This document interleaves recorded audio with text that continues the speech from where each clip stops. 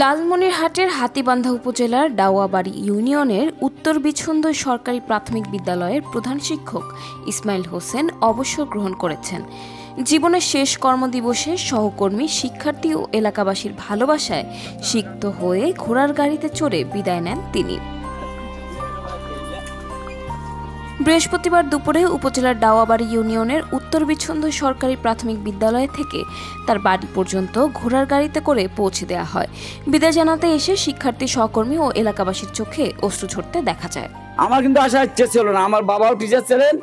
আবার বাবা বলতেন যে বাবা নিজে এলাকায় চাকরি কেমন হয়, তখন আব্বা একটাবার নাসি দিয়ে গেল, এলাকার লোক ছাড়ে না। আসার পরে এই মাঠে হ্যাঁসা ক্লাস লাগেও আমি পড়াইছি।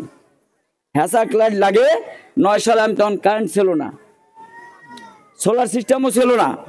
কারেন্ট মানে ওখানে আমি লাইট হ্যাঁসা ক্লাস লাগে আমি বাচ্চাদেরকে একটু টুকুরিয়ে চেষ্টা করছি আমি দেওয়ার জন্য। তা আমি দিদি কতটুকু পারছি কি পারি নাই, আমার কর্তব্য কতটুকু পালন হয়েছে কি হয় নাই মহান আল্লাহ তাআলা জানেন সেটা।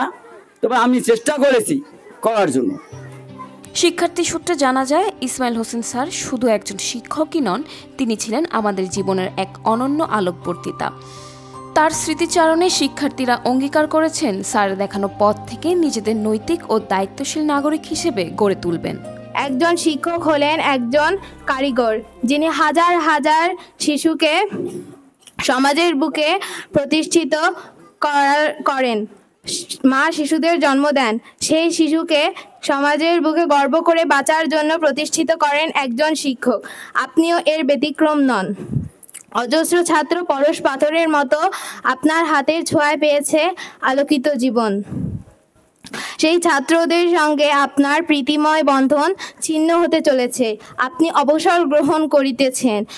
আজ আপনার বিদায়ের কথা মনে করে আমরা বেদনা ও ভারাক্রান্ত।